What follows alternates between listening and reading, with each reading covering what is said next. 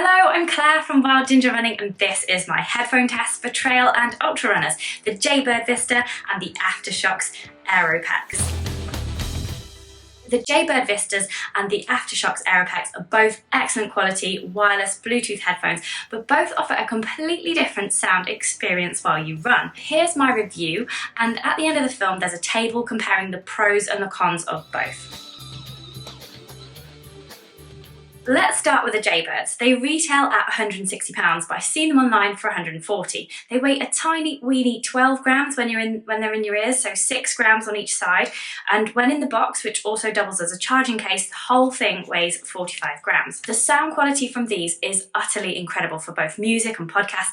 And there's a Jaybird app which allows you to really easily change the EQ levels and even personalize your own to give the perfect sound experience. It really is very good quality sound. The battery time is astounding too. Each earbud goes for 6 hours, and then there's an extra 10 hours charge on each if you pop them back in the case to recharge, which takes 2 hours if they're totally out of juice. If you find that they're low just before your run, 5 minutes of charge in this box will give you a full hour of sound for a quick run, which is a nice touch. And for ultra runners, if you wear one at a time and pop the case in your running pack, that's a massive 32 hours in total that you can be listening for. So usefully, the charger is a generic USB-C to USB connection, so you might find someone with one of those if you forget yours when you're traveling. It's the same as the GoPro and Apple laptops. However, the Jaybirds do have 3 potential downsides for some runners. Firstly, they block out ambient noise, so you can't hear much around you with music or a podcast playing. Even if you turn the sound right off, you've still got muffled hearing with these earbuds in. I accidentally ignored 2 friends on 2 separate occasions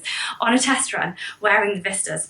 One was calling to me across the street and the other one came up from behind and gave me a proper fright. The Vistas therefore also block out the noise of traffic, so you have to be extra vigilant, and you can overcome this by just wearing the one bud, but having tried this, my top tip would be to carry the other bud with you as well, so that you can swap over halfway on longer runs to avoid one-sided listening fatigue. So the second downside, which might not bother everyone, but it was a feature I really often wished for when running with these, is that you can easily pause, skip tracks, take calls and hear messages ping through to your phone, but you can't adjust the volume except through the app, so you have to keep getting your phone out of your pocket if you want to adjust this during a run. This isn't so much of an issue with music, unless your favourite track comes on and you want to turn it up really loud, but if you're listening to a podcast, you can't change the volume to adjust for like loud and soft speaking voices or intermittent laughter or clapping, and it's quite frustrating. Or if you're running with just the one earbud in, you might want to alter the volume if there's changeable background noise in your other ear.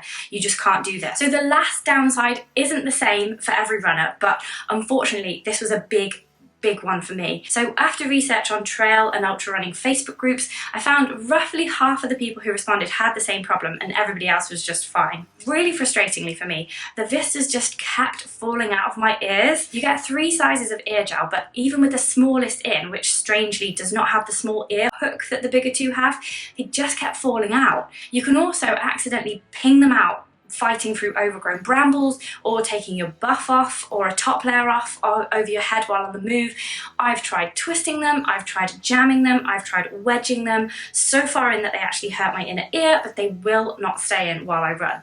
Yes, while I'm walking or on the train or at my desk, but not while I run, unless I wear a buff to hold them in. When it's too hot for a buff, they fall out after about 15 to 20 minutes, and after that they fall out at random very frequently. So this is really exasperating, so much so that I just have to put them in my pocket and listen to the much less exciting sound of my own breathing. So when they fall out, they can bounce randomly and become an absolute bugger to find. They look like large beetles in the undergrowth, and if you don't spot where it flew out, start searching quickly and just hope that you or somebody else doesn't step on them, because they are expensive and you don't want to lose one or break them. As I said, there are plenty of people whose ears don't routinely expel the Vista earbuds like an elephant shooting a peanut from its trunk, but I had to look into a more secure option with less muffling of ambient sound.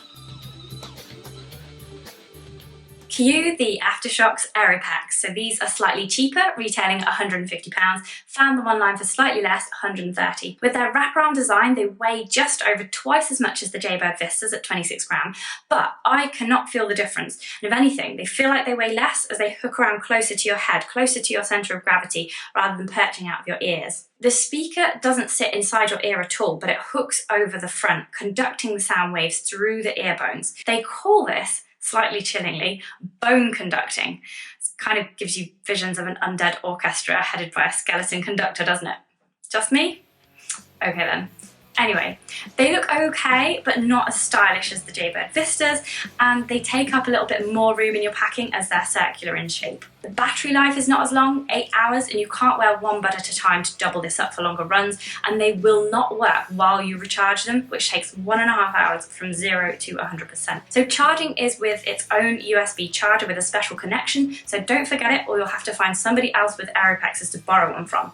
They do give you 2 chargers though, so that is handy. The first thing I noticed immediately, having worn the Jaybird Vistas, is that the sound quality is nowhere near as nice. It can't be, because it's produced in a totally different way that allows you to hear ambient sound really, really well. It's a compromise that will work really, really well for many runners for the reasons I'll get into in a moment, but first let's just talk about that sound a little bit more. So there are 2 EQ settings and no personalization. One setting sounds quite tinny and the other one has a bit more oomph to the bass. I went for the bassier one for the music, but having been spoilt by the amazing sound of the Vistas, it was definitely not as good. You get used to it though, and the Aeropexes are perfectly good enough source of music while you run. For podcasts that are mainly talking with the odd bit of music or backing tracks, the sound is great. The best thing about the Aeropex, in my opinion, is that you can adjust the volume easily from the side of the headphones on the run. So if there's loud and soft parts of the podcast, you can make adjustments quickly at the press of a button. You can even use it wearing gloves. The other reason you need to do this is to allow for the level of ambient noise coming from your surroundings, as the Aeropexes allow you to hear what's going on in the world nice and clearly. You can hear the traffic, the bird song, the wind, the dogs barking, other running friends calling you from across the street, people running up behind you, everything. Sort of feels like you've hired your own personal pacer to follow you around with your own personal podcast or music selection coming from a speaker at exactly the right volume. It is fantastic. And if you don't want to hear all that ambient noise, for example, when the wind is blowing really strongly or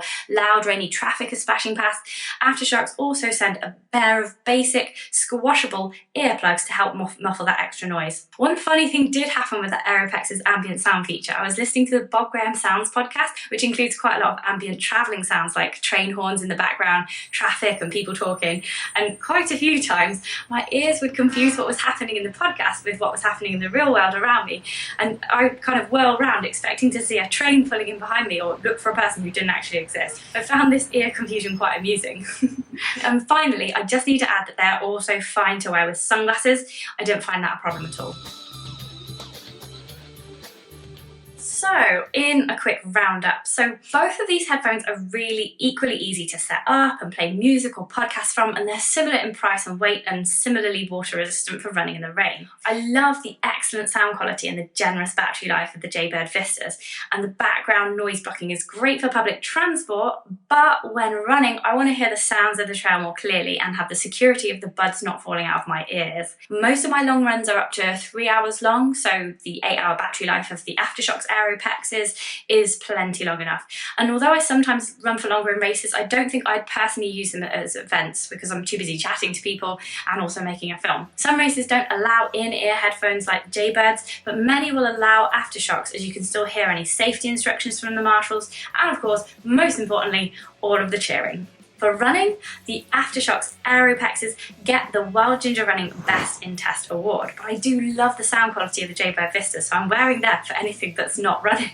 I hope you found this review useful, and let me know in the comments below which one you choose.